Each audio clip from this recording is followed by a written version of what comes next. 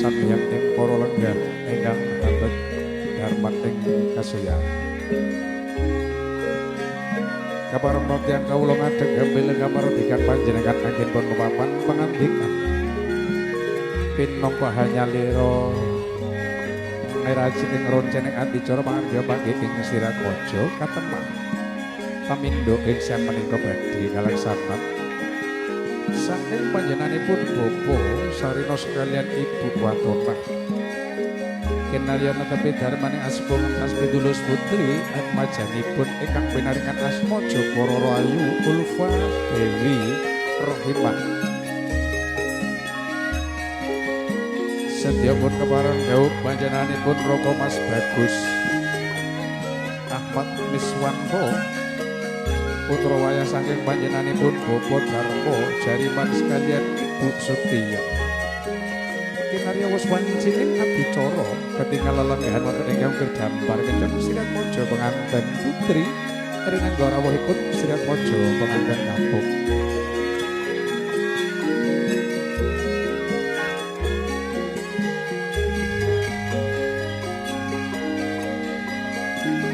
Pinarum swaraning pradhaga hang laras luksitaning adicara. Maglara swasana pun kepareng lelenggan sirat mojo penganten putri. Wonten pangdapian ingkang ngukir dambar kencana lenggah anglenggana rawuh ing sirat mojo penganten kakung.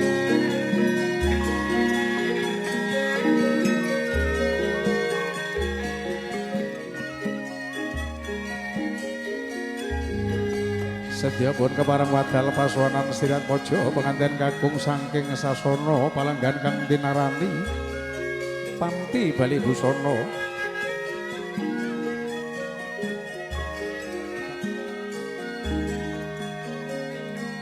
Kebareng lumaksana lolonan saya dangu saya caket. Kinarya wabisana lumaksana ning sirat mojo penganten kakung. Sedaya sentana ingkang handherekaken ketingal hangasta busana ingkang mawarni-warni. Tansah ketingal endah kang sinawang edi kalawan peni dasar pun lumaksana sesarengan gambya.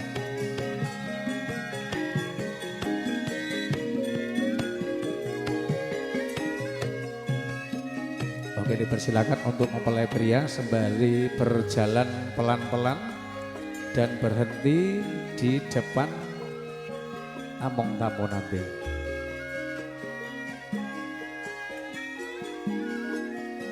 Rinata rawuhipun sirat mojo penganten kakung ingkang kadherekaken sedaya para sentana sanak kadang wadyabala rinapit satriya kembar sekembaran ingkang sampun kinarya ngasta sekar mayang sekembaran pratandha papujaning Dewa Daru Jaya Daru. Sedaya kandhek nyosa untawis sirat mojo penganten kakung wonten ing pepatihan kinarya jengkaring sirat mojo penganten putri kepareng ingkang hangasta sekar mayang sekembaran wonten sisih kiwanipun badhe tindak jengkaraken sirat mojo penganten putri.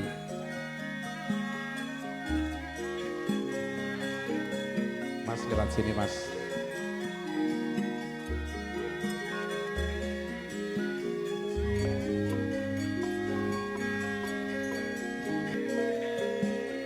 Saking pratandha jengkaring sirat mojo penganten saking sasana palenggan kang mukir dambar kencana kadherekaken ungeling gending Kebo Giro.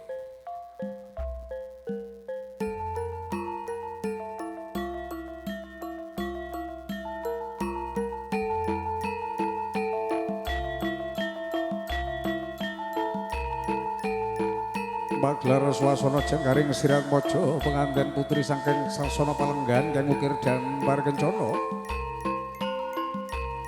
kadherekaken wonten karsa sepindhah kang tinarani satriya kembar ingkang sampun kepareng hanggendong sekar mayang sekembaran pratandha papujaning Dewa Daru Jaya Daru. Rinapit Kanjeng Rama dalah Kanjeng Ibu kadherekaken sedaya putra para putri Domas sekawan atus sekawan cacahe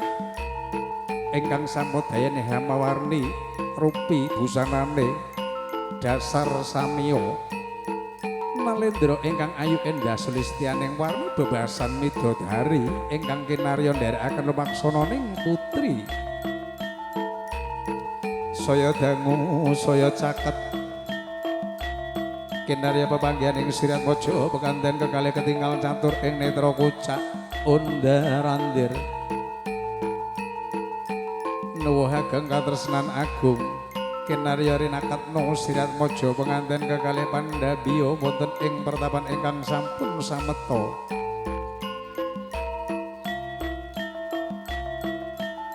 tinukaring sekar mayang sekembaran pratandha pamuji Dewa Daru Jaya Daru kinarya Siratmaja penganten kalih badhe dhawuh kawisuda Hanjongko suku Siratmaja penganten kekalih ketinggal kenalawe asto hang asto pambalang kang tinarani gondang kasih dalah gondang asmara salah sawijining kedadosan suruh temurosi ingkang tinali benang lawan pratandha ageng ingkang tresnan benten lumakura ping suruh nanging dinigit nggadahi raos sami Siratmaja penganten kalipun kepareng sinalaman asta siniram tirta suci saking bokor kencana kang tinarani tirta setaman mancawarna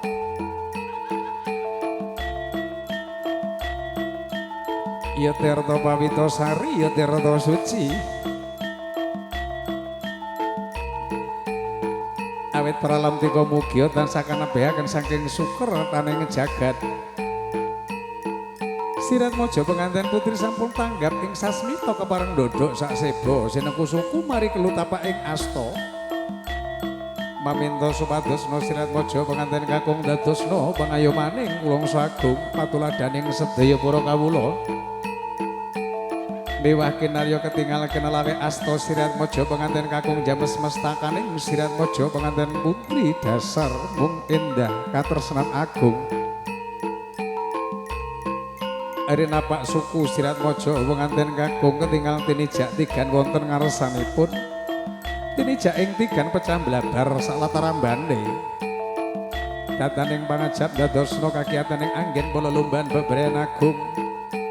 pralantika saking mugia Siratmaja penganten kekalih pinaringana wiji sejati ingkang saged rinata jalma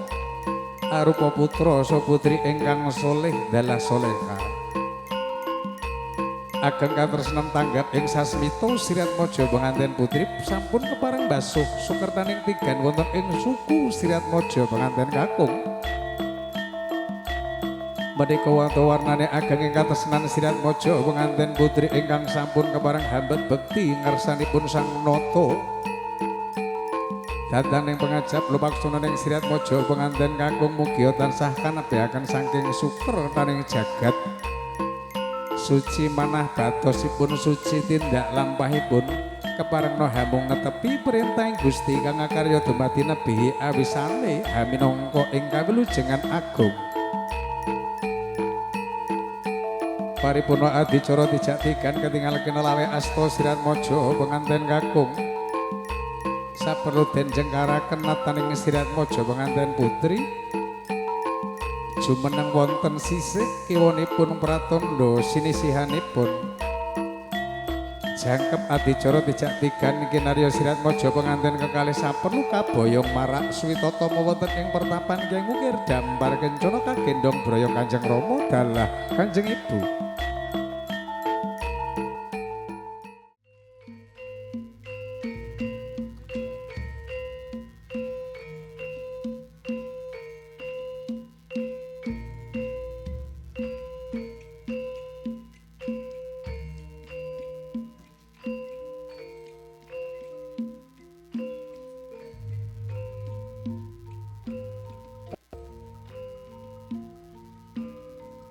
pratandha ageng kang tresnan tiyang sepuh kekalih kinarya pratandha kawisudaning Siratmaja penganten kekalih kaboyong parak suwita wonten ing pertapan Kyai Ngukir dampar kencana nona inggih leng-lengganing praja dalah ing perwesweri doke nguni nalika semanten lumaksana jangka lumaksana lolonan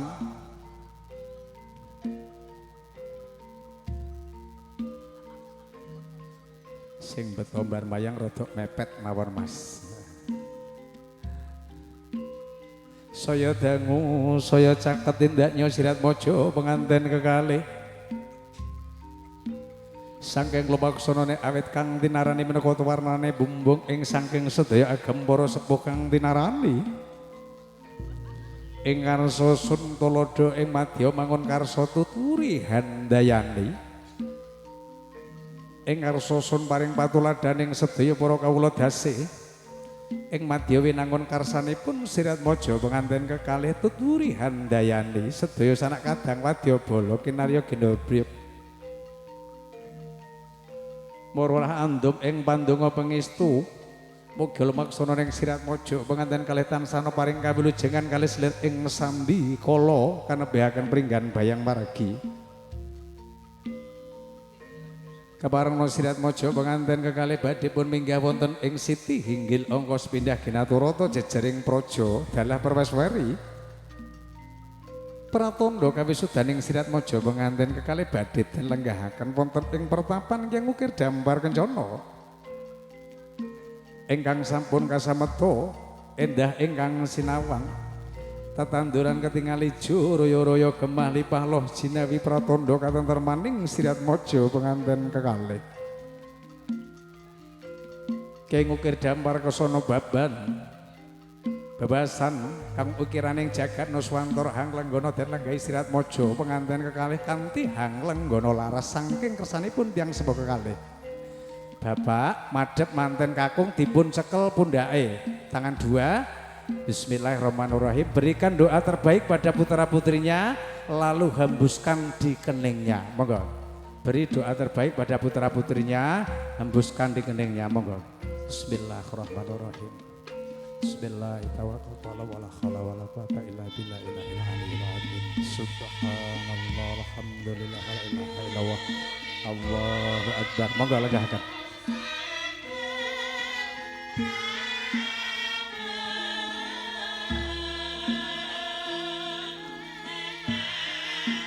Sedya sirat mojo penganten kekalihipun kepareng hang lenggana laras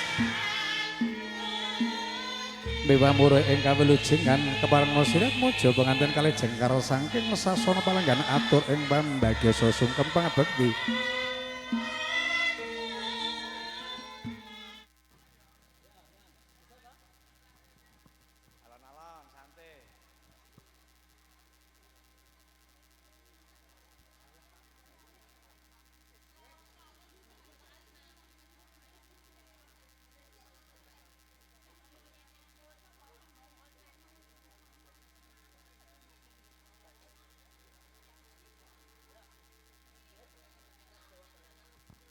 Setya sirat mojo penganten kekalih sowan ngarsanipun Kanjeng Rama dalah kanjengipun ndodhok sak seba sinenggu suku mari kelu tampak ing asta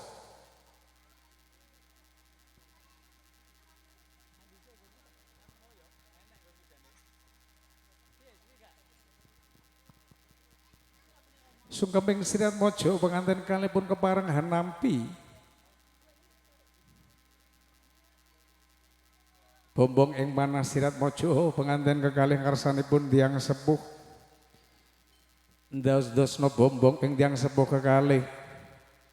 pratandha ageng ingkang tresnan ingkang boten tinucap wonten ing lesan kandhek wonten Pandulu Jangga ketingal rinatesing wispa bebasan Mutiara Rinunce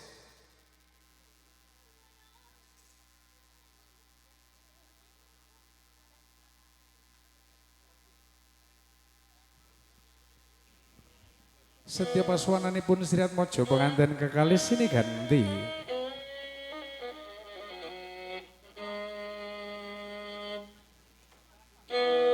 Sangking sungkeming sirat mojo penganten kekalih ing ngune nalika semanten Aduh Rama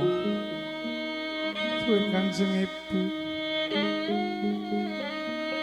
Suwan kawula ngarsa panjenengan ngaturaken sembahing pangabekti kula kunjuk minggah tiyang kula nyuwun tambahing pandonga pangestu anggen kawula lelumban beberan agung pinaring ana kawilujengan Kanjeng Rama anakku ngger kang tak tresnani suwanmu wis rama tampa pangestuku wae tampan ana ngger kawula tampi asta kekalih dina pundi wonten mestaka dados majimat paripun paduka Kanjeng Rama iya anakku ngger nyali rombong sliramu sing ati-ati anggen pono lulumban beberean agung pinarya duk kawilujengan mon Rama Niti jamus kalimot sada ing kono agamaning gegesangan pratandha bekti mungarsanipun Gusti kang akarya dumadi nunenji Kanjeng Rama tindak kula nyuwun tambahing pandonga pangestu paripurna antur sungkem pangabekti Sirat Maja penganten kalih saking Kanjeng Rama dalah Kanjeng Ibu saking Sirat Maja penganten putri lumaksana gegandengan asta Sirat Maja penganten kekalih bebasan boten ginggang sak ritma paribasane saking ageng ingkang senar suwan jengan dika ngarsanipun Kanjeng Rama dalah Kanjeng Ibu Pae diberikan doa terbaik pada putra-putrinya lalu hembuskan di kening atau ubun-ubunnya nggih monggo Pasuwanan jangan dika Sirat Maja penganten kalih ingkang sampun rinampi ngarsanipun Kanjeng Rama dalah Kanjeng Ibu awit raos agung ingkang tresnan ingkang boten tinucap wonten ing lisan kandhek wonten pandulu jangga ketinggal rinetes ing wispa bebasan mutiara rinunce pralamtika saking woh ageng ingkang tresnan tiyang sepuh kalih ngarsanipun putra wayah ingkang sampun wiswaning dewasa bebasan bayi owal saka gegendongan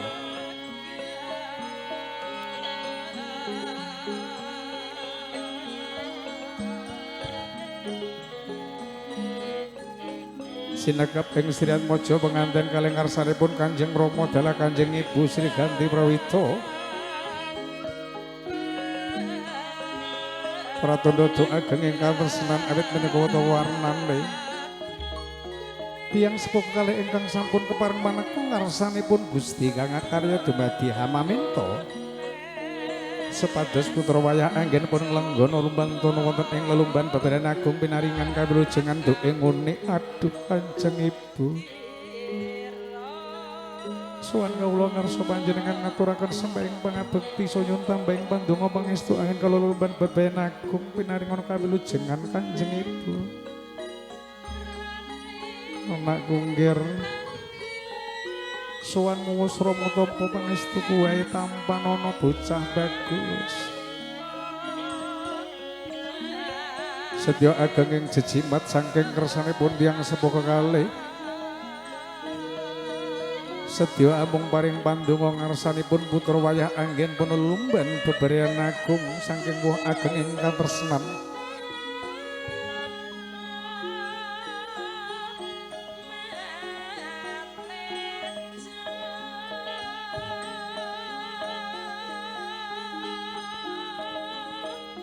saking paripurnaning sungkem pangabekti sak wondoring Sirat Maja penganten kekalih nyalira wonten ing pertapan Kyai Ukir Dambar Kencana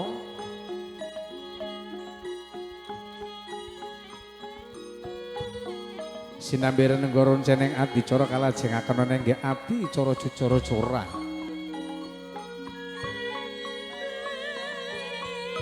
adicara jucara curah tampa kaya bondo bandul lan sak pinunggalane karya karti saking Sirat Maja penganten kakung pratandha tapi tangga tanggung jawab angin panulumban beberean agung kinarya wujud arupi Mas Picis Raja Brana Bondo Bandu den curahaken ngarsanipun Sirat Maja penganten putri ingkang samodyaning tansah dipun tampi boten wonten gencer saratipun dipun bundeli pratandha ing sak mangke kanggo syarat serananing anggen panulumban beberean agung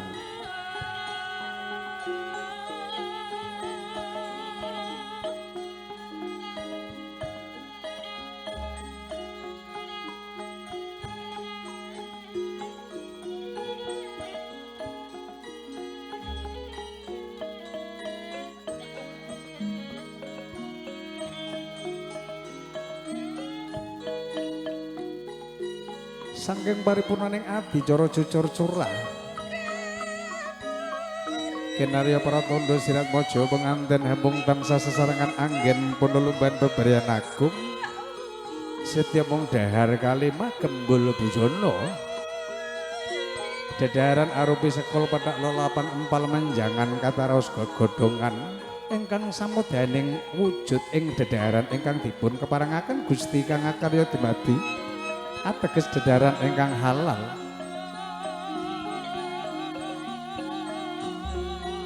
bahwa dioning samudaning dedaran ingkang dipun awisi Gusti kang akarya dumadi mugi tansah kanebehaken saking sirat mojo penganten kekalih paripurna adicara dahar kalimah kalajengaken adicara enjuk nirata wening paralentika mugi ndadosna wening manah sirat mojo penganten kalih anggen panulumban beberyan agung saged membucal suker taning bantos saking samudaning wiji ingkang boten sameta ing badhe kan tindak leluhur. Oke, sempolan ingkung cekel pupune Mas sing kenceng. Niki nun sewu yang di luar yang enggak melihat adegan iki to pupune sapa sing dicekel maksudnya ingkunge ngoten lho. Sampun angkat.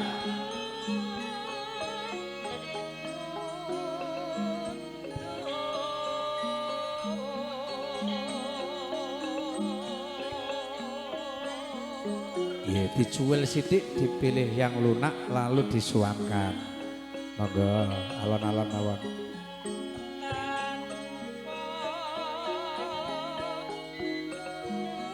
Sampun. Sampun. Manten wedok nyekel ingkunge kok Mbak, sekali lagi Mbak. Panten putri mang cekel ingkunge, masih mendhet ingkunge dipun suapaken sampai dicekel janggute ngoten. Nah, paringke nganten wedok, kasih nganten wedok. Iya, Mas pundut sak cuwil. Iya. Oke.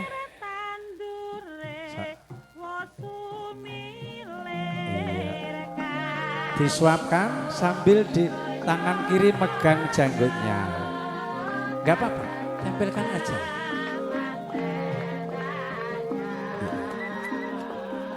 Para tondo ras katersenan agung. Iya, pegang janggutnya sambil disuapkan. Oke, foto. Iya,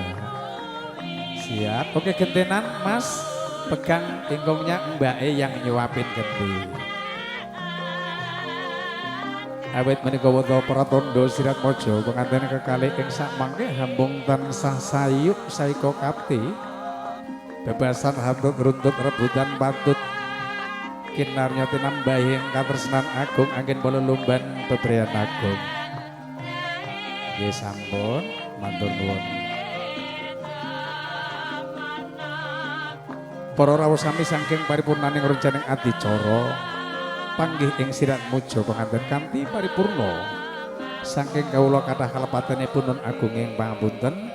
wasana wedal kala sumanggaaken kalajengaken dhumateng tim multimedia Fotokomu profesional fotografer untuk melanjutkan acara foto bersama yang didokumentasikan langsung bersama di VS Hunting. Dan sekaligus terima kasih sekali sebagai fasilitator utama Dian Mekar Decoration Wedding Organizer yang dipercaya sebagai event. Dan sekaligus saya bekerjasama juga bersama Vio Tenda sebagai fasilitator utama. Terima kasih dan untuk selanjutnya acara foto bersama dipersilakan buat keluarga besar mempelai pria dan mempelai wanita supaya mendekat di pelaminan untuk acara foto bersama. Terima kasih.